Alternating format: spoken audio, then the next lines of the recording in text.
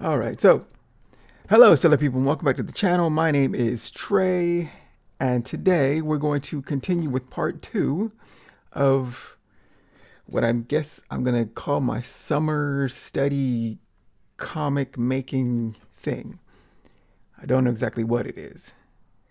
So, in the beginning of all these, I like to, tell you what's gonna happen in this episode. And in this episode, I think last week was part one. When we went over the basics, it was like an intro into how do I make comics in Clip Studio Paint. Clip Studio Paint is the program that I use most often for making comics. I used to make them in Photoshop, but I like some of the features and added flexibility and formatting that exists in Clip Studio Paint. But you can do this in, I guess, Procreate. You can do this in Photoshop. You can pretty much do this anywhere. So, this week is part two. And yeah, last week we spent most of the time going over how I set it up, how I start a comic initially, how I, set it up in Clip Studio Paint. We're going to go over a little bit of that today, but mostly we're going to go into how I do pages, and we'll do the breakdown of that, and hopefully that'll be about 15 minutes. And then for the last 45, because I like to keep these within about an hour, we'll do some what I'm currently working on. So let's start with how I usually start comics. Anytime I have a new comic project, I usually start with what I call a one or a two sheet. Now these two pages are just 8.5 by 11 pages. Right? So this is page one, this is page two, and I try to keep it as simple as possible. So in the beginning, since I do this myself, right? If you're a writer, your process is going to be slightly different. If you're an artist slash penciler, that's, every part of making comic has its own, I guess, structure and how they do things. But since I'm doing this all myself, from the initial ideas all the way to the finish, I can pretty much do it how I feel like, right? So always starts as, like, I call it a one sheet, which is just 8.5 by 11, and I write on it, right? I usually have the title, and the title for this one is Beautiful Bee's Kiss, which is a character I have started. And for some context for that, Beautiful Bee's Kiss is a character. She is a cat-like. She is the one in the center. Tiger Girl, a mythical being. She has these little wings on her back. And whenever she hops through dimensions, right, she's not exactly a time traveler, but she hops through dimensions. And whenever she does, her visual changes. Right? So she can look and say, this is what, for me, started as a way for me to practice other styles of art. So say I wanted to practice like a manga style, I could do this character in that. If I wanted to do a European comic style, I could try this character in that style. Inking, like in the past styles with just inking, I could try that with, right? She just was started as a vehicle for me to try out different art stuff. A Beautiful Beast Kiss. And then she became a comic, and I think this is the 4th chapter. So this is her friends. She is very exuberant. She is very outgoing, an all-around fun time person, right? Not very serious. This little guy here is Moktun, a mythical sea.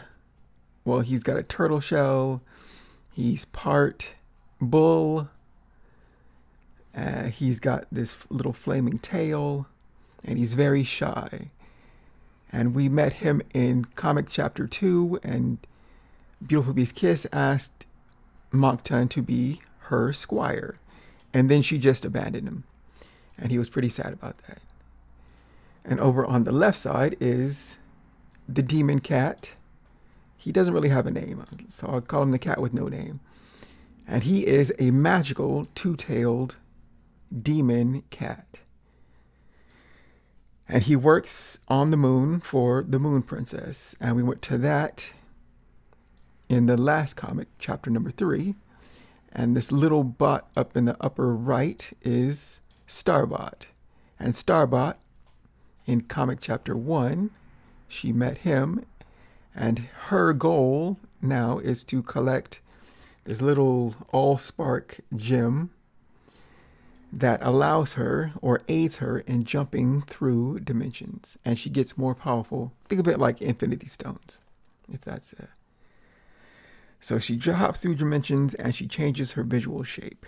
So this is one version of her. Another version. Right? Same characters. A new dimension, right? And then for chapter... this is another version with a proper title, Beautiful Beast Kiss. And for chapter 3, she looked like this, right? So in every dimension, I have to redesign what she looks like. And so for chapter 4, which we're going to be doing part of today, I need to redesign her. And she's going to look older and older as the chapters go along. But this is what she looked like in chapter 3, and I need to evolve her look as she goes. And so these were some of the characters in chapter 3, which I'll go into some of those pages in a little bit. This is the Moon Rabbit. This is Birdie, and again, Demon Cat. And these 3 work for the Moon Princess, who shepherds the dead, or the good dead, onto their final destination. And so they all work for her. But this is how she looked when she met them at that time. So, a dimension hopping girl, tiger girl, hopping through dimensions. And so for chapter 4, which I call Under the Sea. And to start, I always start with, you just name the characters. Who's going to be in this chapter 4 of the comic? And so Beautiful Beast Kiss, Moncton, Demon Cat, and the Sea Sage. And then I write out any ideas I can think of for this story. Sea Toss, Tiger Shark, Into the Sea, Under the Sea Explorer, Light of the Deep, DC and Moncton, which is Demon Cat for short, and Moncton. Tea and Sea Cucumbers, Sea and Tea, and A Fresh Cup. I have Beautiful Beast Kiss. I hate motorcycles. Beautiful Beast Kiss, which I shortened to BBK, enters. We meet again, Abandoned Squire, DC Training, and the Sea Sage return. Right? And I just list out, these aren't actual ideas, right? These are just things that pop into my mind, like what could happen on a page. And I just write it out in list form. And then below that, I draw these little, very tiny little thumbnails, right? These are super teeny tiny in pen. And I do it in pen because I don't want any thoughts of erasing. Whatever you put down, and you move on, right? This is supposed to be quick and fast. Quick, fast.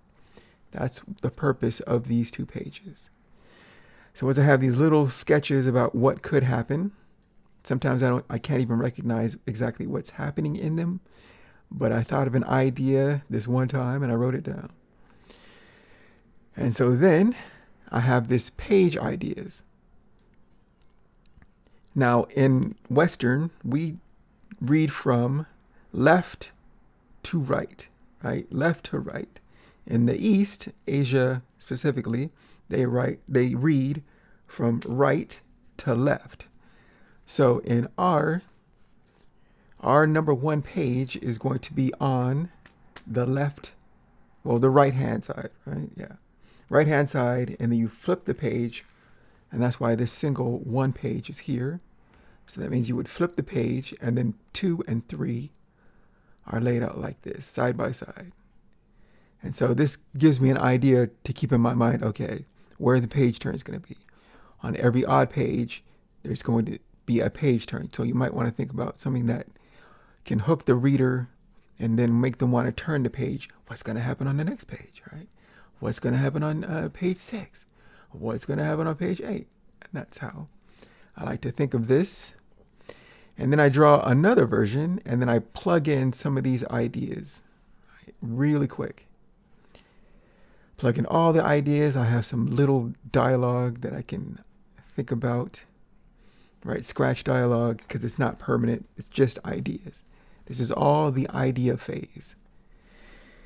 And so pages 1 through 12 is what page this 8.5 by 11 sheet of page is. And then 13 through 25. And why 25 when most comics go to 24, but usually in Marvel, DC, mainstream comics, there might be 22 pages because of ad pages. But usually 24 is the standard of a floppy comic. And so I'm trying to keep within that, right? Structure is good. Structure, I like to keep some kind of a structure that I can, I can count on. And so I try to keep everything within this 24 page count, even though I'm using 25, but I'll go into that a little later. All of these motorcycles, man. Okay, and again, on page 2, did the same thing. Title, chapter 4, the characters involved, and the story bits that happen on pages 13 to 24.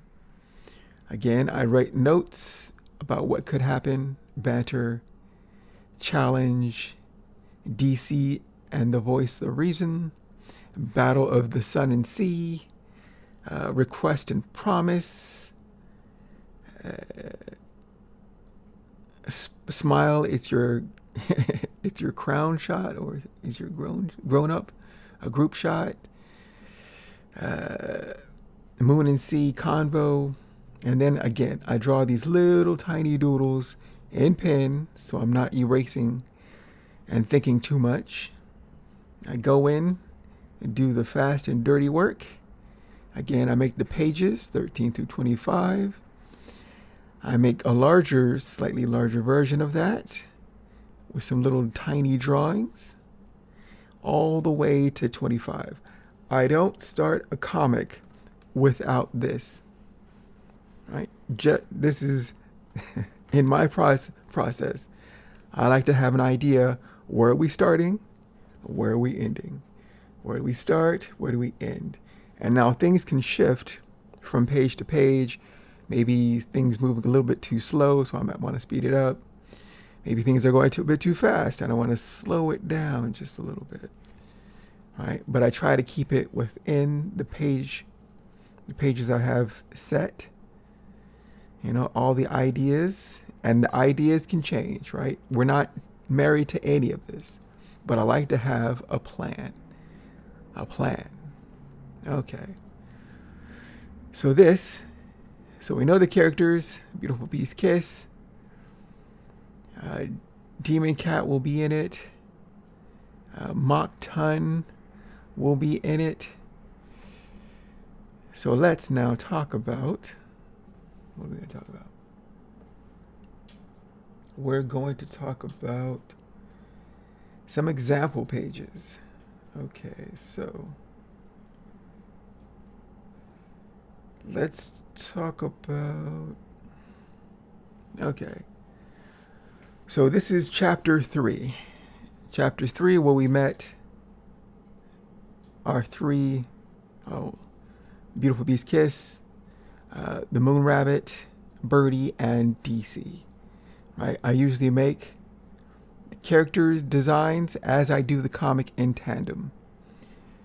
Maybe it's not the smartest way to do it. Sometimes I should probably have a character out, drawn out first, because that would help me in drawing the comic proper, but this is how I do it.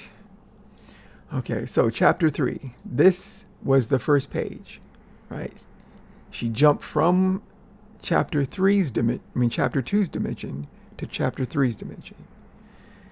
And so we have paneling, the character, text, right? This is all here. An example of page 1. This is page 2. And usually I have a structure of how my chapter from chapter to chapter, how it works. And usually the first page in the new chapter is always her going from old dimension to new dimension and how she reacts to how her new appearance and trying to figure out where she is. So she realizes, oh, I'm on the moon, because she can see the Earth from where she's standing.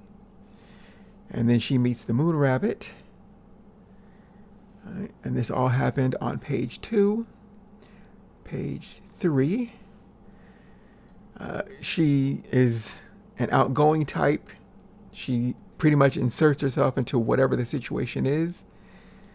And so she pretty much doesn't force herself on the moon rabbit, but right, she acts like she knows her before she's like, wait, hold up. Ask about the demon cat, and then the story takes off from there. So usually I have the first about 3 pages for setup, from transitioning from chapter 3 to chapter 4. But this is how I started chapter 3. All right. Let's talk about chapter 3 ended. Chapter 3 ended with she got what she needed, and then she falls backwards into a pool of water.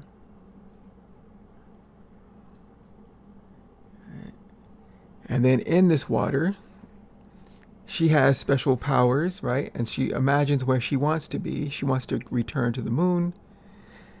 And so then she kind of goes from an undersea to like a sea space like thing area. And then she then zips off to what she thinks is the moon. And then she crashes into a barrier on the moon and then sinks into the deep, dark waters. And then the water looks like a sea of stars. Right? And that is how chapter 3 ends. So that leads into chapter 4, which is what we are doing. So first, let me just return to some before I close out these pages.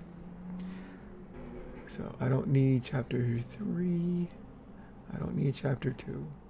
So we're going to chapter 3, page 1.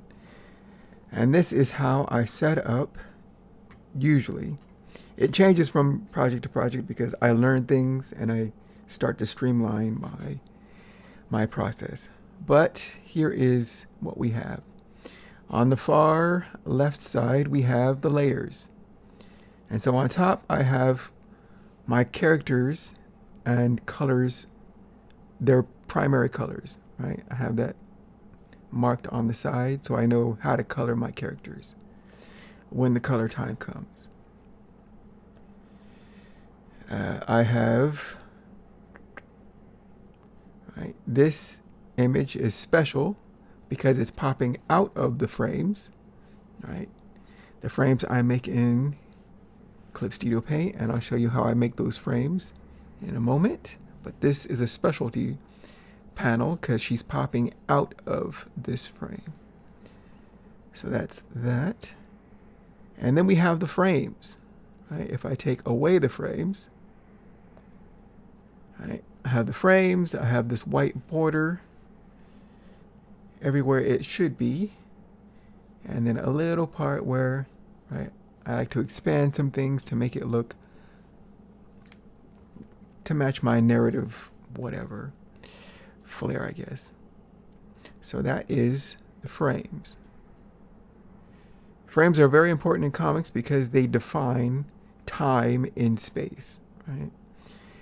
Because this is a separate slice of time. This is a slice of time. This is a slice of time, right? And it's sequential art, right? We're looking at something that's moving in sequence. There are ways to subvert that, where you can have things happening maybe all at the same time, or there's not a defined flow of time, but usually a panel border signifies a moment in time before the next moment in time. All right, that's just the basics of comics. So I have a text folder where I keep all my text. Very important. Again, comics have text. Well, it could be silent, right? You can have a whole, just as long as the actions are clear, the audience can read it. That's a pretty good example. I mean, experiment or exercise that one could do. Can you do a comic with no text? That would be interesting. But usually the text adds a little something to their characterization, and, emotions, attitudes, and all that. We have on this, all right, this is my copy of my inks. And for my inks, I just do the outlines. I try to keep my colors clean. I don't do a lot of hatching, shading with inks. It's usually pretty clean, especially depending on the style of character. All right, the character isn't more chibi, and I used a more simpler style for this. So there's that. Then I have an effects layer, which you can see the top two panels use an effect with some transparency and all that. So that's my effects layer. I have a colors layer, so all the backgrounds except for that specialty one that I separate. That's my colors, backgrounds, and character colors, all in that. And then I have a placeholder. Now a placeholder, as we'll see in just a moment, is where I start. This is the beginning.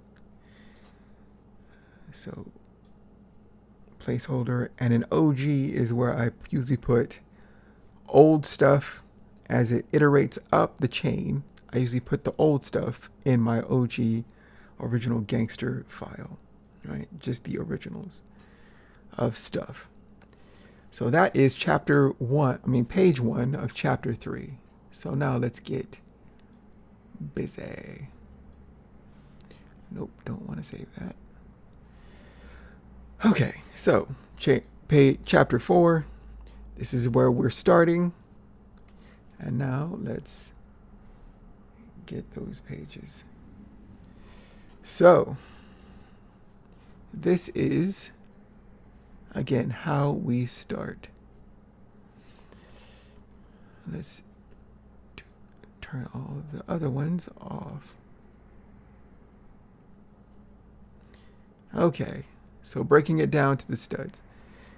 The paper is what I have created in Clip Studio Paint.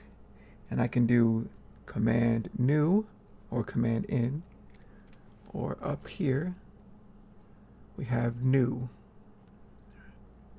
And then a little dialogue will come up.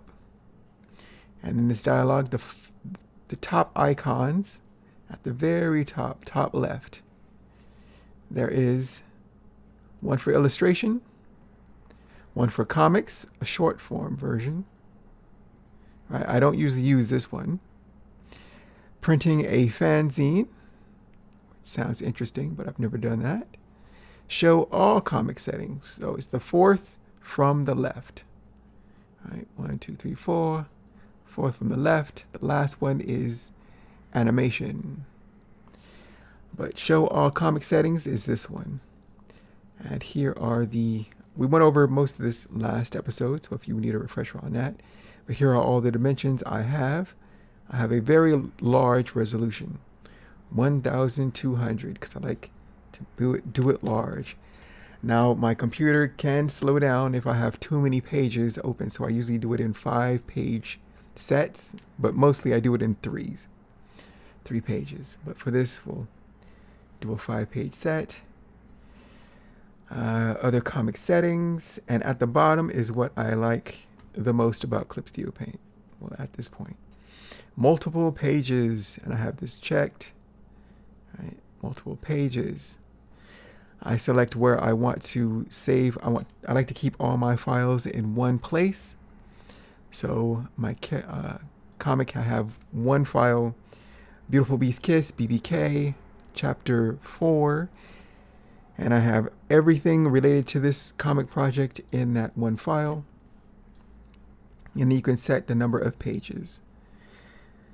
And it goes from 1, 2, 4, so even numbers, 2, 4, 8, 12, 16, 24, and 32. Right. And or you can type in the exact number of pages you want.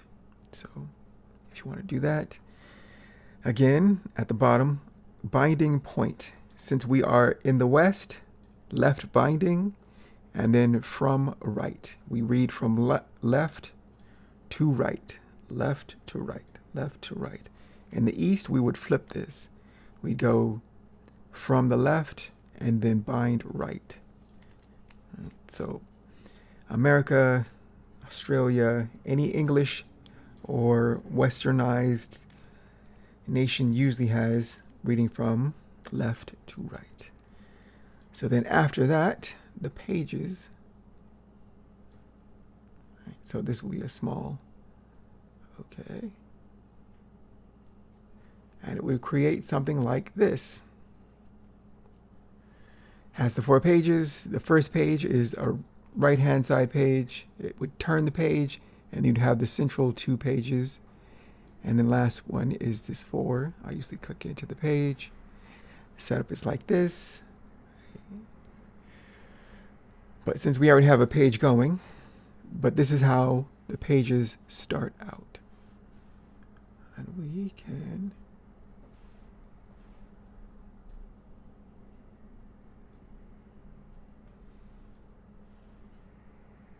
okay. Cancel. So now here we are back at page 1. So it starts off like this. And I have my 5 pages open. So from this single page, I have my early holder. Let's look at this early holder. At the very bottom, I bring in a comic page template.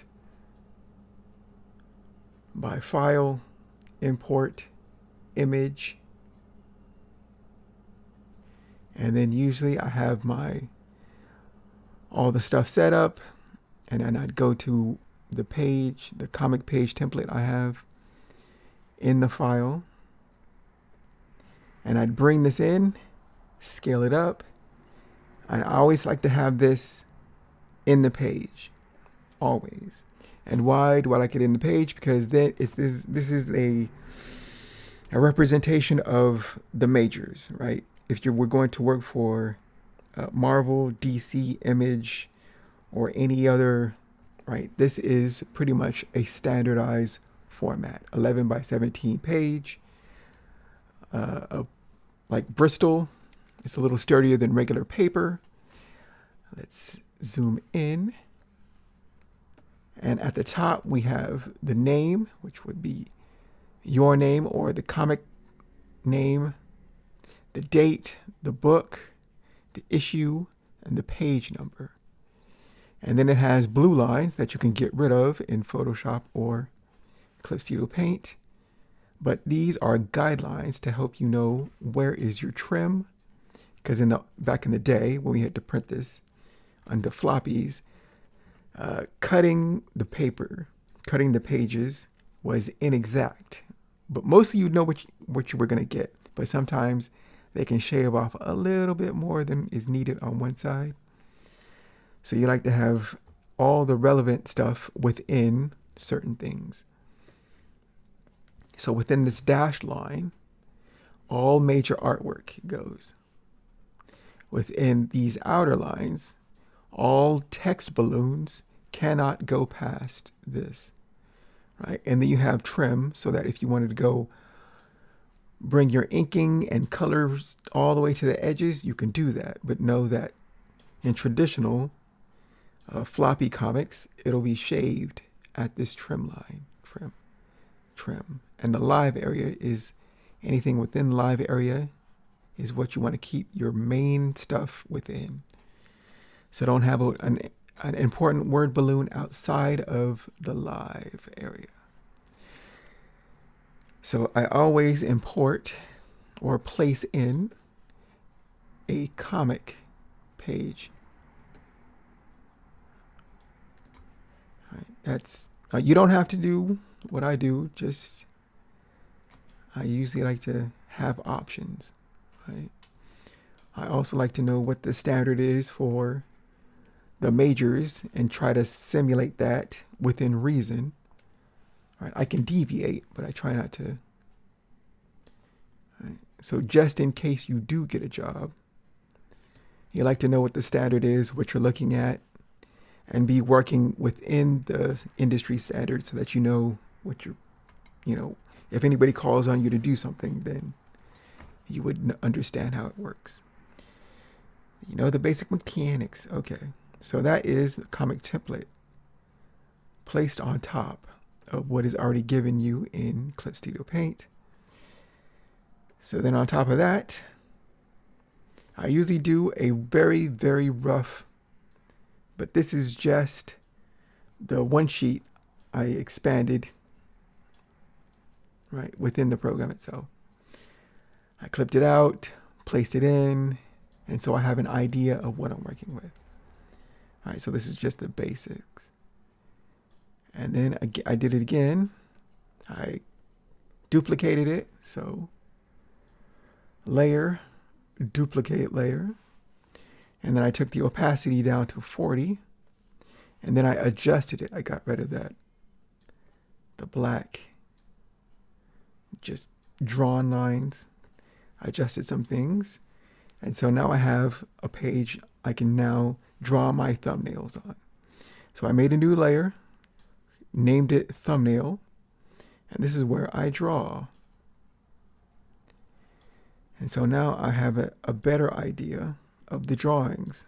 So let me take that away. So we start off. Remember in the end of chapter 3, she cocked her head and sunk into a sea space thing.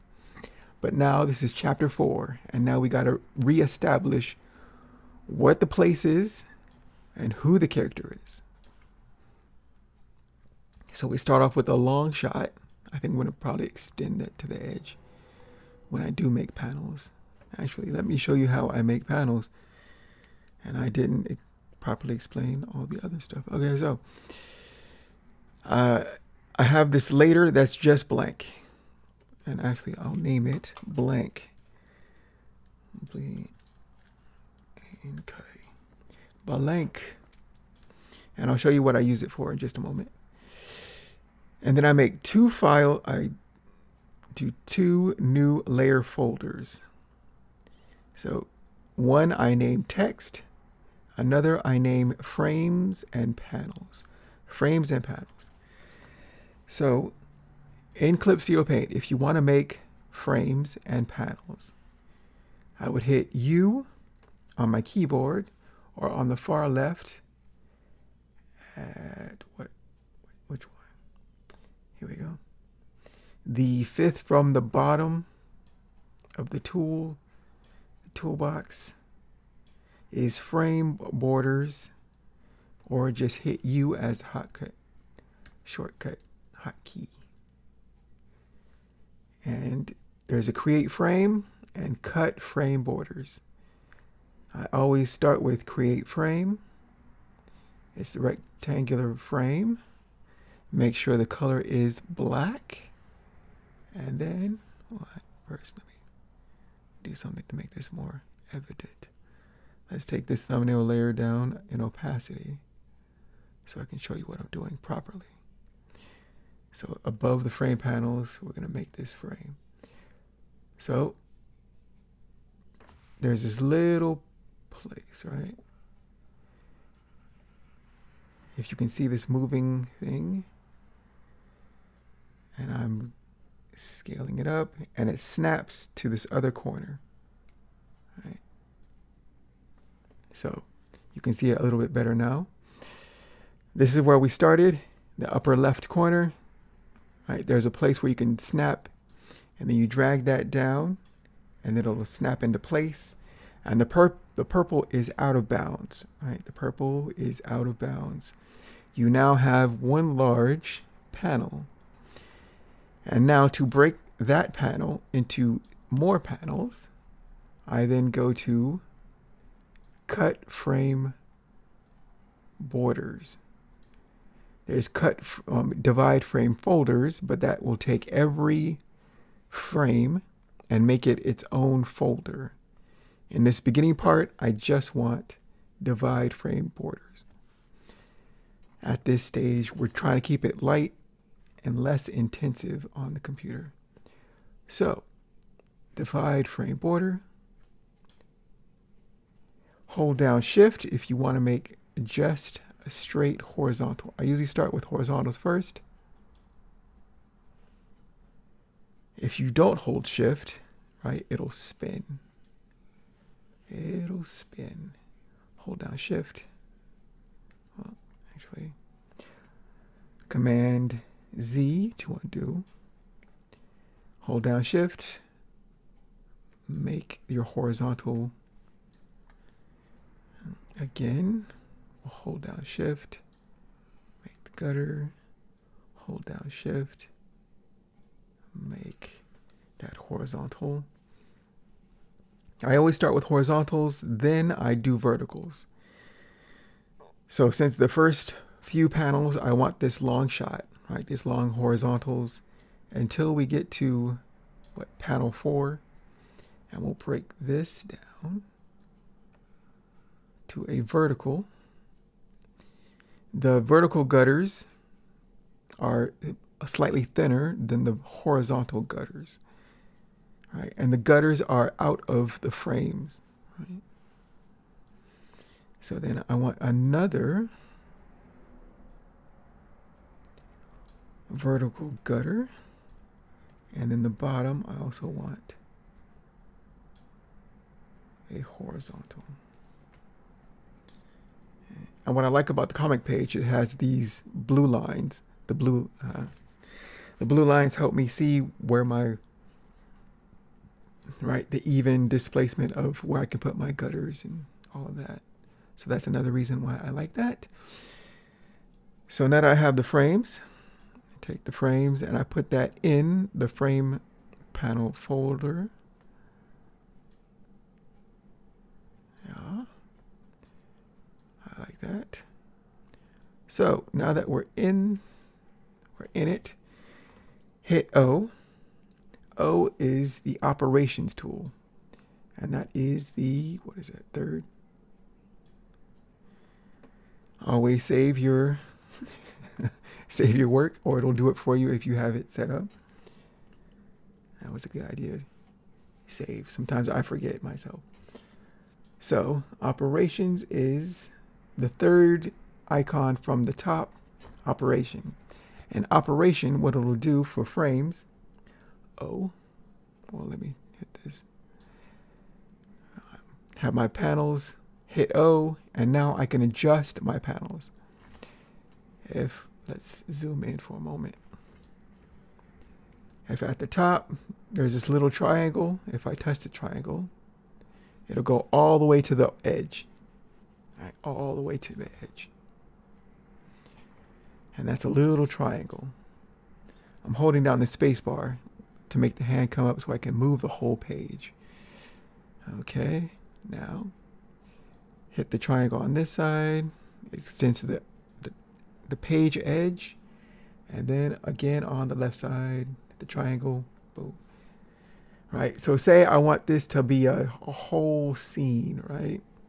And it bleeds all the way to the edge of the paper. And this is my initial setup. Usually establishing shots, which an establishing shot is like in films, the first shot to set up where are we in, is it nighttime? Is it daytime? Is it a sky? What color is the sky? Is it an alien planet, right? In the establishing shot, sometimes I like to do a very large panel. This is just me. All right, and in the other panels, I do the same. Say I want to extend it, maybe a little bit. I don't want to go to the, oh, let's undo that.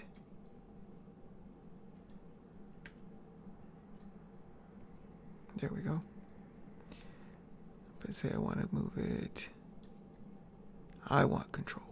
There we go. But it's your comic. You can do pretty much. All right. You can have, if you, sometimes I want feel. All right. Say I want somebody to feel claustrophobic. I could have a very tight, very small panel with the character filling it or something like that. And this implies, like the top one, implies that there's a lot of space. Right? In manga, you often see varying sizes of panels. Like sometimes you'll see a panel that goes a little bit more than other panels. And it's to give a feel, right? You want the reader to go through a journey, not only with the characters and the type, the text, but also with the paneling, right? Use everything in the toolbox. So say for this third panel, I want it to not be as large as the first two.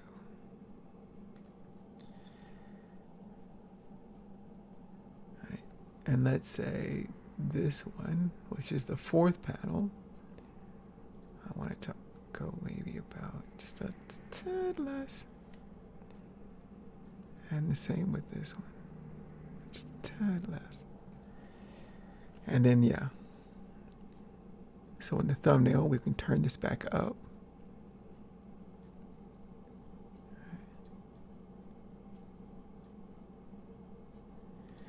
And so for this panel, which is what, second to the last, right? She's in the water. This is an ocean, a wide shot, expanded shot of the ocean, and a rock formation sticking out of the ocean. And then a wave comes through and then washes our character onto this piece of rock jutting out of the ocean. And then she tries to get up and then starts to gasp for air and jumps into the sea. Right, so now this is, I'm doing an establishing from where we were, from chapter 3 to chapter 4. And this is page, remember to save that. But again, we're trying to use everything that we've got. I try to plan out how do some of my panels look. If there is scratch dialogue, I try to put that in there because I want to know how much space I'm working with after the speech balloon. That always helps. And also I can adjust things. So for example, in this thumbnail, if I want to move this over a little bit, M for the lasso tool, let's lasso this. Ooh.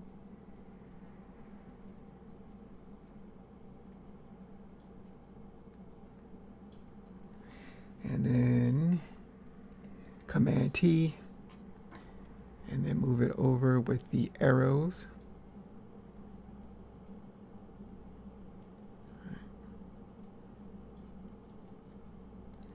can scale it up, scale it down, whatever I need to make it better. Okay. So again, we're at the thumbnailing stage, right? This isn't, we're not going for pure cinema now, right? We're just trying to get some of our ideas out of our head and onto a comic size page within the proper context of a comic.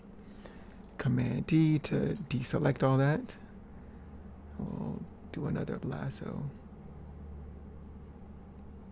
because I think I want this panel smaller, or the character within it smaller. Again, Command T. Hold Shift. I want to lock how it looks.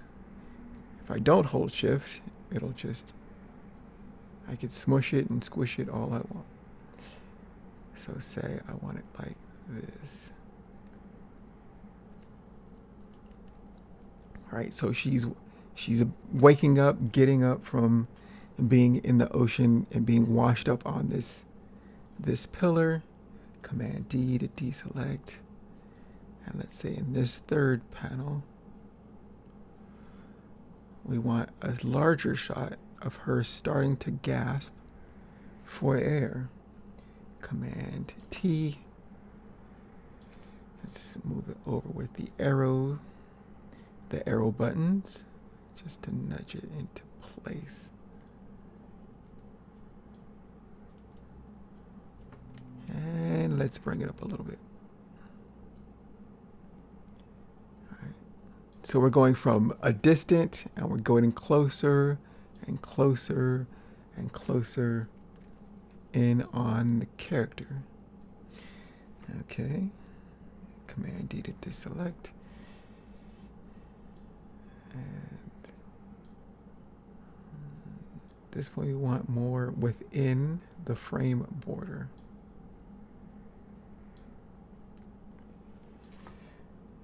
Command T. Nudge that down with the arrows.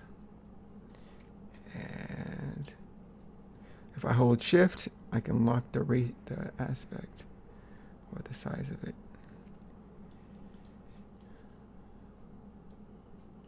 Maybe I want something more like this.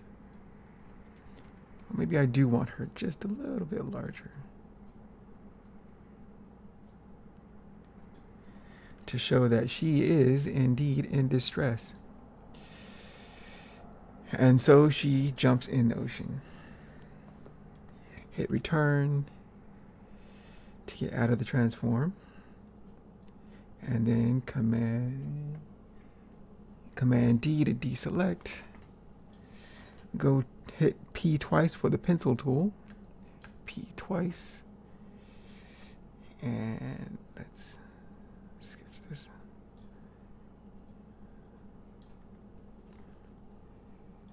So, and we want a little indication that maybe there's the water. Right. And at this stage, I don't separate the characters and the backgrounds. I do that in subsequent phases. In this phase, we just try to get our ideas out and then adjust it to make it look like closer to what we want. Okay, so that is page 2. I mean, page 1. Yeah, page 1. Command S, always remember to save. But it's starting to shape up as a page. Now, I will always, things will always change, right? This is why in the beginning, I am not precious at all with the art, right? It can be a stick figure for all I care. And pretty much like panel 4, right? That is nothing to write home about. That is nothing. And that's okay, right? That's fine. You just need to get your ideas, again, out of your head, onto paper, and then you can plus it, right? Plussing is making it look all pretty, making it look all nice, making it look like an actual comic that somebody might want to read. Stuff like that. So she jumps back into the ocean. This is page 2 now. And we have the same on the far right hand side, the same setup.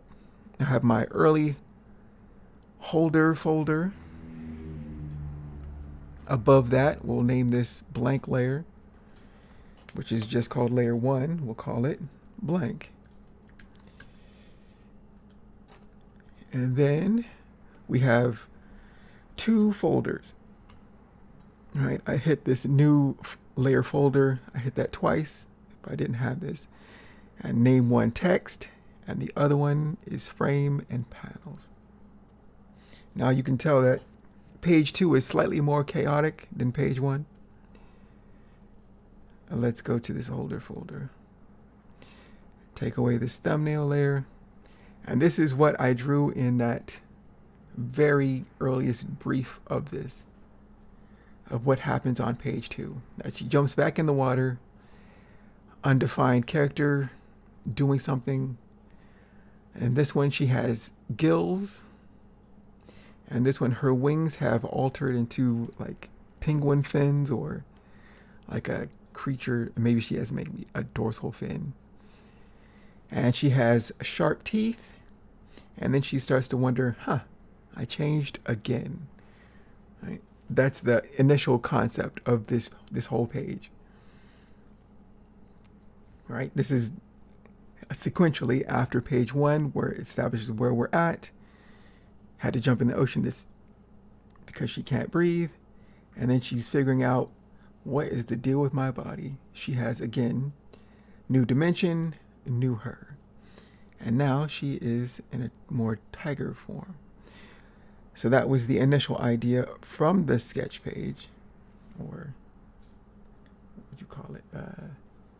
The thumbnail concept idea phase.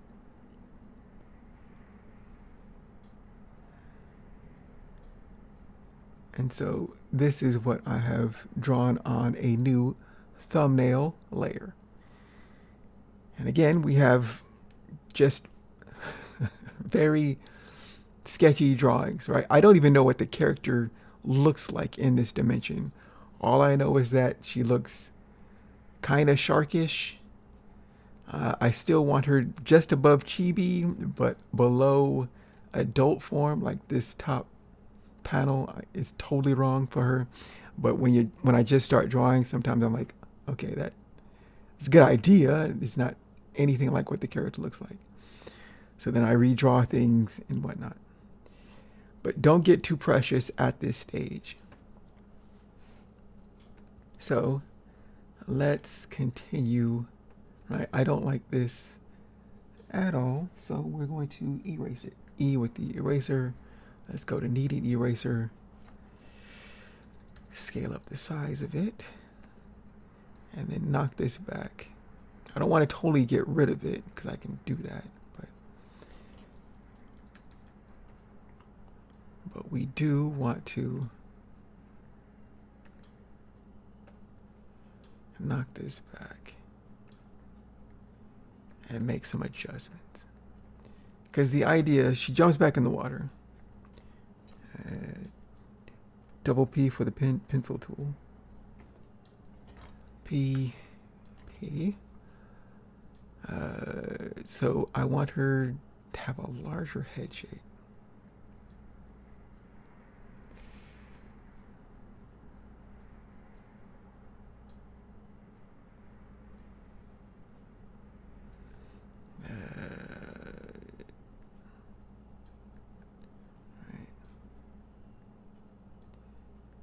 Not so chibi, but still not quite. So maybe a little bit rounder. I really need to get on that, what the character design will look like. But in this early stage, it's not quite. We're just trying to get our ideas out. My computer is running a little slow. I think I have too much open. but we'll get through. So let's say she was clutching her throat, but now she's in the water and I think she can start to breathe. I don't like this drawing. So again, we'll get rid of it. E for the eraser, this time hard eraser, because we're just going to get rid of all that.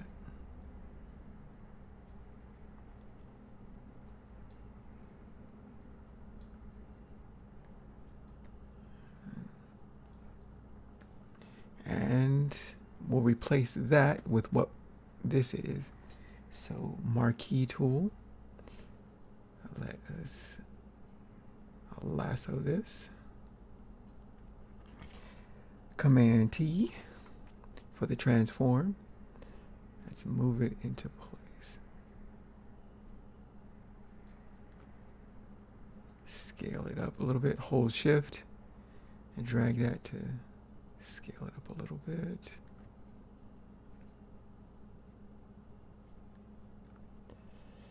Right. And so in every dimension she does a bit of a body check. It's like, okay, what's changed for me? Okay, so enter. Oh, I'm sorry, return to get out of the transform, and then Command D to get rid of that lasso. Double P for the pencil tool. Let's scale them up.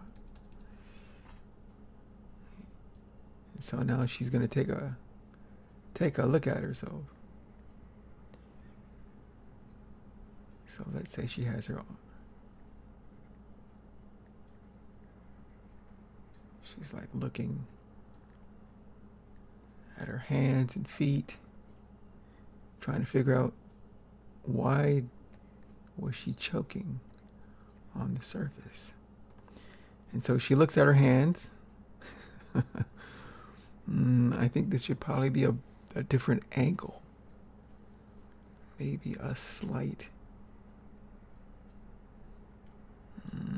like a back 3/4, maybe. So maybe a side plane of the head, so that we know what she's looking at.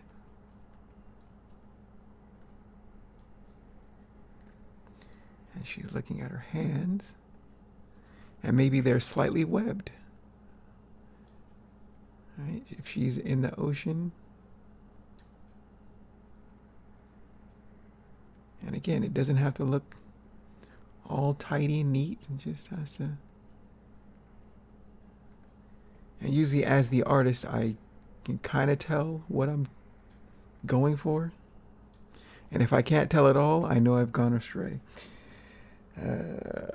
M for the lasso tool. Let's move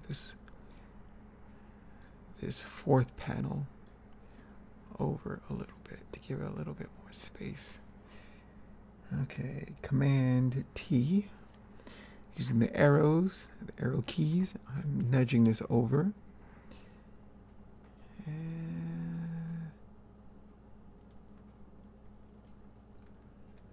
And I think this is where she starts to realize she has gills. Oh no. Okay, return, Command D to deselect. Let's do a Command S to save before we actually go any further. Okay.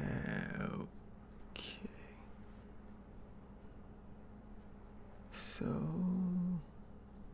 I'm also going to change. I really need to figure out what she looks like. But in the thumbnail phase, just keep moving. I like to just keep moving. Oh, wow. That time. Okay. P for the pencil tool, double P. Yeah. So in this one, she has like her wings, the wings on her back, scale that up a little bit, have become like aquatic, like penguins maybe, or maybe they can look like they're in between like feathers. And because, you know, seagulls, they dive in the ocean. So maybe somewhere like that. We'll workshop it. We'll figure out what we'll figure out how it looks exactly. And then she realizes she has a mouthful of sharp teeth.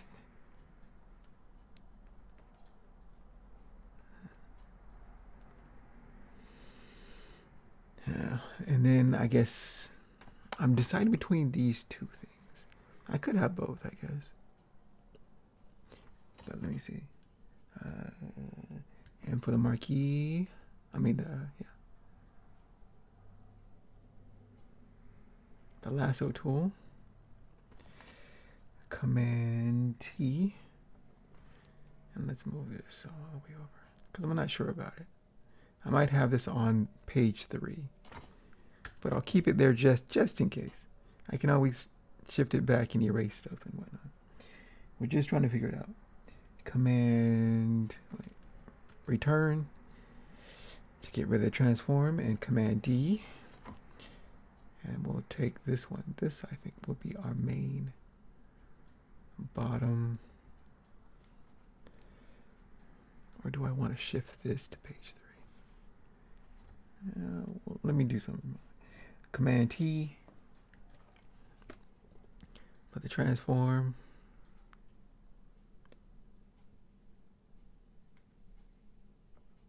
And let's say she's kind of like this. Return to get rid of the transform. Command D to get rid of that. And so maybe she's now thinking, like, what the heck happened to me? But let's command S to save. So we have top panel where she jumps in the ocean. 3 panels where she's trying to figure out what's happened to her. Well, 4 actually. What if I should put this next to these? And then have this like its own. I'll figure it out.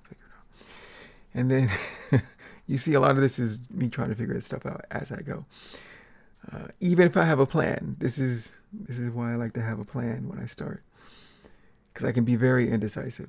So on this panel, she's more thought balloons than action, but she's drifting downwards in the ocean, and she's thinking, like, what happened? But let's take a look at page 3. And this is what I have for page 3. No thumbnail drawings yet, but I have that early basis of this page where she's drifting down, and then she gets a signal from the Allspark on her wrist that there's another crystal somewhere down deeper in the ocean. And then I have some scratch dialogue, right? She's not on the moon, she realizes, and then tiger, shark, go. Right? She's pretty much a go with the flow kind of person. So whatever, she'll roll with whatever she looks like. And then tiger, shark, go. So that's what's happening on page 3. Well, let's go back to page 2. Let's end this with some early framing and maybe a text or two, just to show you how I get those in. Okay, so frames, before we wrap this up, because that hour went by really fast.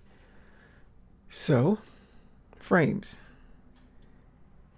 On the very far left-hand side, it is the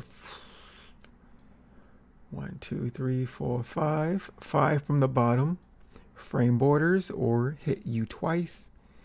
This is in Clip Studio Paint, so I've kind of got some of this down. U twice. Create frame, rectangle frame. Make sure that it's black. Unless I wanted a color, I can make it a color if I wish. I go to the upper left and drag down, and it should snap into place. Let go. And there we go. We have one large rectangle frame. And now to chop this up, we go to the button next to it on top. There's create frame. We go to the one next to it, create frame border. The bottom one is divide frame border, and we shall divide these frames. So hold shift, because I usually do horizontals first. Hold shift. Okay. Hold shift. All right. And hold shift. And then for the vertical gutters, I think I want the middle one to be the smallest. We'll figure it. We'll figure it out. And again, you see how right, this is not a linear process for me. I'm making it up a lot of times as I go.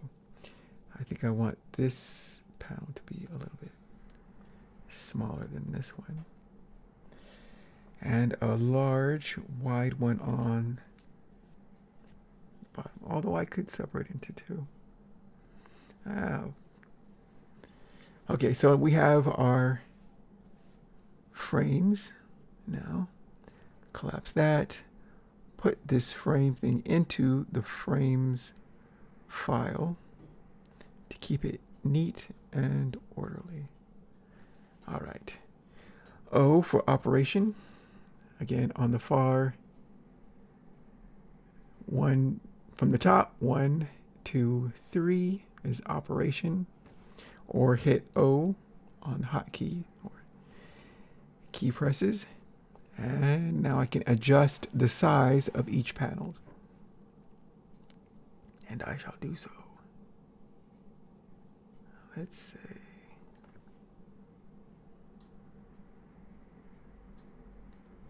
And I usually don't mess with the inner horizontal and vertical gutters too much. I usually do mostly the outside ones. No, I can. I just usually don't.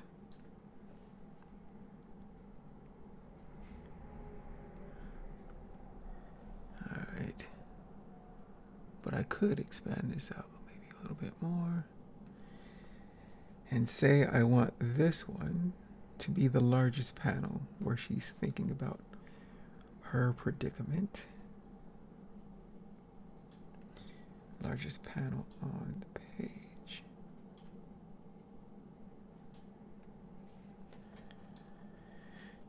And for text, let me show you how that looks. So we have our frames. Let's take this thumbnail layer down just a bit.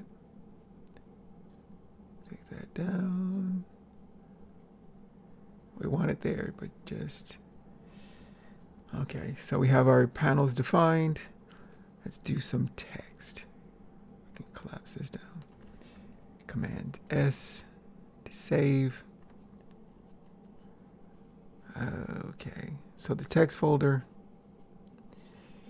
And for text, hit T. Okay, so on the toolbar on the far left, it is this A. So from the bottom is 1, 2, 3. Or you could hit T twice. I think it's twice. And then we have our balloons. We always start with our balloons. So there's a rounded balloon, ellipse balloon, which I use the most often, curved balloon, balloon pin. I don't usually use this. And then on the bottom two are balloon tail and thought balloon tail. But let's go to ellipse balloon. And let's say, where do we want to start? Let's say this panel, panel number 2. Let's say she wants to ask what happened. So we have our balloon, and we hit T again.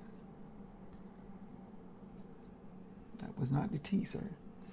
Hit T again, and now we click into the balloon, and now we can type our text. Let's say,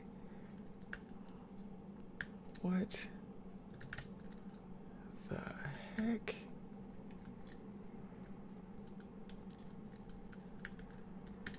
happened? Question, exclamation point.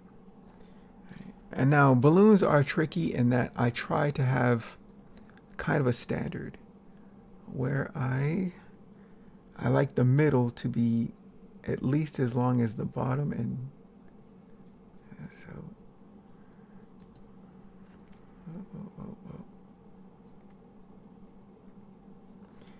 let's spacebar, go to the V, delete that space, and then hit return.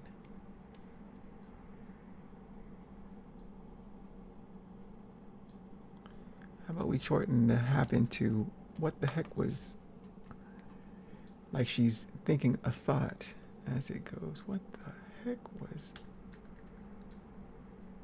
dot dot. Right. Sometimes you have to get creative. So what the heck was, and now we have these 3 icons at the bottom of this balloon. Let's zoom in on this. So this pencil one allows you to alter the text, right? Tool details. I usually have my size of the text at 8 points. Right? I can size it up if I take it up to, say, a 12, right? This is usually the max I'll go. Sometimes 14 if somebody's shouting. Or I could go down to 6 if somebody's whispering. But my standard is just about 8. Okay, so I can close that by hitting the X. Here, the X means you will delete all of this, and we don't want that. We want this little check mark. Check mark means A-OK. Now, we hit O again. It's the operations button, right? We use this fairly a lot. The shortcut is O. And now we can adjust the balloon, right? When you hit operation, it will affect the balloon. Now, text and balloons are tricky in that you don't want it too cramped and you don't want it swimming in it. You want it just right. You want that Goldilocks zone. Goldilocks. Okay, so that's about.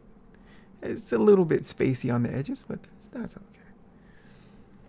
Okay, so now I want to move it, so I'll hit K. And then I can move the whole thing, the balloon and the text. And you'll notice that it is below. Well, it's also in the frames file. But it is below my panels. Right. So keep that in mind. But it also allows you to go to the very edges, but not. Right? If you can read it. In case you're stressed for space. Sometimes I'll cut it off like that. But I think we have enough room. This is also why I put text balloons a lot of times now when I'm making the early form, so that I know how much I can draw and where the character placement will be, so I can curve her around the text. Okay, let's take this text and move it into its text file. All right, it's in the file. Now T, hit it twice. And now let's go to balloon tail. Balloon tail. Now click within the balloon. Usually I go lower, not quite at the edge and not quite at the text, but between the two. Touch. I touch a little bit outside of the balloon, and then I double tap it as it curves towards the character who's speaking. Double tap. And that is the balloon tail. Now sometimes, let's Command Z that. If I want somebody being direct, right? They're telling you maybe a command or they're shouting, I'll touch inside the balloon and then do just straight towards the mouth. Right? That has a different feel than a curved balloon tail. Right? This feels more conversational than this. So it depends. Again, this is all about feel, right? There are no written rules really. I feel like this is more direct, more pointed, if you will, than this curved tail. Curved tail, more casual, more pleasant for a speaker. Command Z to get rid of those two. Let's do this one more time. Touch inside between the text and the balloon. Touch just outside. Oh, I double tapped it by accident. One more time. Tapped once and then double tap it towards the character. Double tap. And that is the balloon. Let's do K again. K is the move tool. So I can move this, because I try to keep it away from the edges just a little bit more. What the heck was... And let's make another balloon. And say... what shall she say? What shall she say? T twice. Okay, this is important. If we want to connect balloons, we do it on the same layer. If we don't want to connect balloons, this is where the blank layer comes in handy. The far right, this layer we named blank, it is blank for a reason. So we touch that, and now we hit T twice. We're already here. We'll do ellipse balloon, and then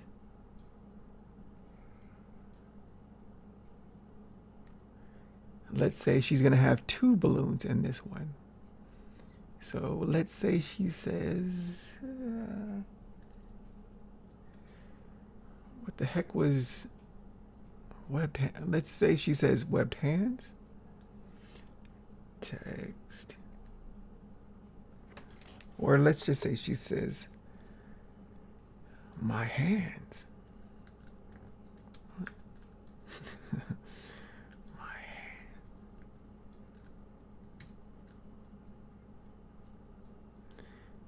And again, exclamation, or question, exclamation. That's hands, plural.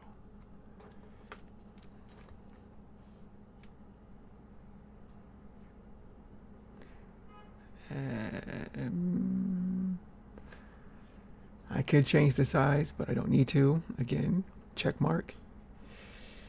O for operation. Again, the third button on the toolbar on the left-hand side. I'm gonna hit O, and now I can adjust the balloon. That's too big. Let's say about here. Now, I also don't like that this H is too close to this balloon edge. So I touch in on the text, and I use the arrow keys to nudge it Right. I do this a lot if the bottom word is longer than the top. I'll usually nudge it up to give it, right, keep it away from that. There we go. My hands.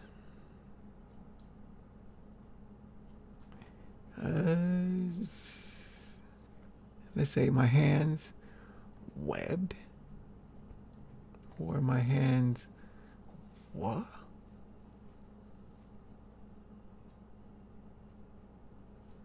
I'm not sure, but let's T twice. A new balloon. We're already in the ellipse balloon. And let's say she leaves it as like a question. Touch in, oh, yeah, touch it inside. And you'll see that the bar extends to the second balloon, right? They are on the same layer, and I'll show you why and what we can do with that. So the text will be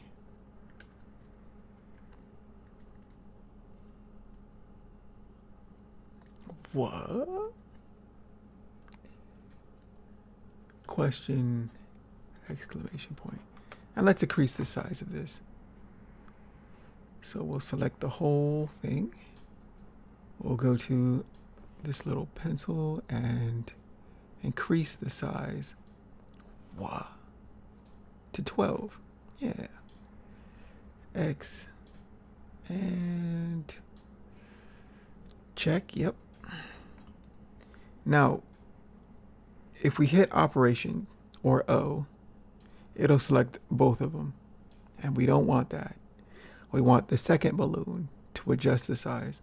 So we have to touch the balloon edge of this second balloon, right? And now we can adjust this. What? And now we can, I'm using the arrows to move it. All right. Now, here is the important part, why they're both these two balloons with the two words, well, the speech within these balloons are on the same layer, is that I can connect them. So T twice, and instead of ellipse balloon, we're going to go to balloon tail. Balloon tail. Touch into the first balloon. Let's make an arc to touch, and then touch into the second balloon. Double tap. Oh, I unfortunately triple tap that. Oh. Okay, so now we have two connecting, right? My hands, what? Right. And then I can make a tail to her mouth. Since I think she's speaking a little bit more emphatically, let's make this a straight tail. So double tap. It took me a long time to figure this out. How to make a balloon, right? And you can also, if you wanted to make two separate ones on the same layer, you just combine to the layer below. This is why I keep all my text within the same file, just in case. And I also like it to keep it arranged from the first words, like the upper panels is at the bottom, and keep it orderly all the way till I get to the end of the word balloons. I like to have a system. All right. Okay. Whew. All right, so that was comic making. Went a bit over, but you know, we had to talk about some things. Command S to save. Always remember to save, kids. Always remember, I'm talking to myself. Always remember to save, Trey. Always remember to save. Yep, always. So that is my start of my comic process. Start of my comic process. Always start with the very simplest thing in the beginning. A 2-sheet or a 1-sheet, as long as you can have the title, the chapter, ideas of what could be in the pages, little drawings, just ideas. Then I make the page arrangement very small, draw the ideas within the page, right? This is how they always, well, not always start. I had to work up to this. This is pretty much my process now. This wasn't my process back before. This is my process now.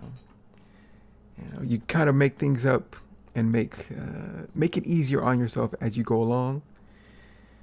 You know, once you get the first project out, then you're like, okay, how can I improve? And then, you know, it starts to become, okay, it was easier if I did such and such and such and such. And so this is how they always start. And then I come into Clip Studio Paint, do the page setup. If it's 24 pages, do the 24 page setup. I usually work in batches of 3 pages so that it doesn't bog down my computer too much. I have a computer template, a comic page template in here with the blue lines. I place that in. I place in the page, a mock-up, so that I have an idea of what I'm doing. And then it's thumbnailing and then phases from here. So that is my comic process. Whoa, whoa, whoa. Whoa, whoa, whoa. So,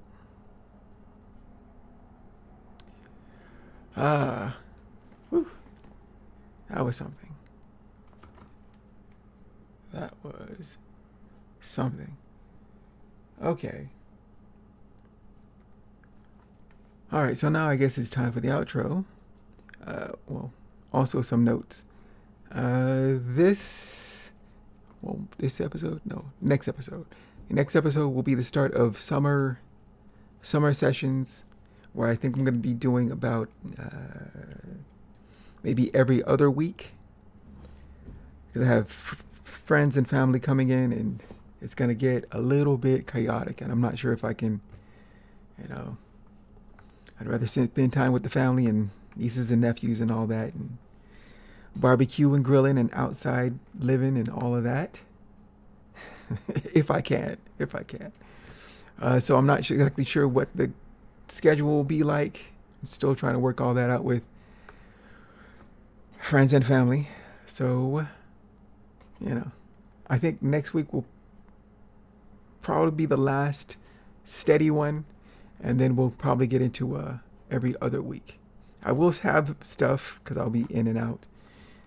Maybe some, standalone and some pre-recorded stuff. Maybe I don't know. We'll figure it out. But yes, tomorrow will be part 3 of my comic making, and I think for a summer study we'll continue with how much of my comic process I'll pretty much show as much as I can for the whole summer. So, thank you for joining me. I have been Trey Hodges.